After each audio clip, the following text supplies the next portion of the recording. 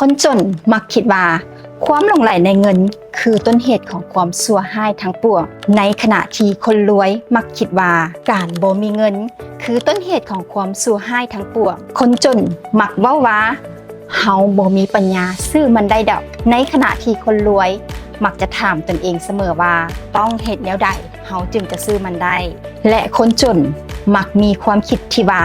ต้องตั้งใจเรียนจึงจะได้เฮ็ดเวียกกับบริษัทที่มั่นคงในขณะที่คนรวยมักจะคิดว่าต้องตั้งใจเรียนจึงจะได้ซื้อบริษัทที่มั่นคงและคนจนมักว่า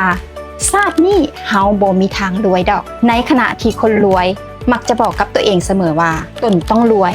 และค่อยเป็นคนรวยนี่เป็นเหตุผลที่ว่า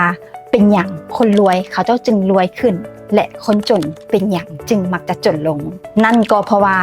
คนจนและคนรวยมีทัศนคติต่อเงินและความรวยที่แตกต่างกันนั่นเองถ้าหากว่าทานใฝ่ฝันอยากจะร่ำรวยอยากจะมีกินมีไส้หรืออยากมีอิสรภาพทางด้านการเงินท่านต้องแสวงหาว่าคนรวยเขาเจ้าคิดกันแบบใดและเฮ็ดกันแบบใดให้หนังสือเล่มนี้เป็นคำตอบสำหรับทานเคล็ดลับของคนรวย The Secrets of Rich People โดยสำนักพิมพ์ดีบุ๊ก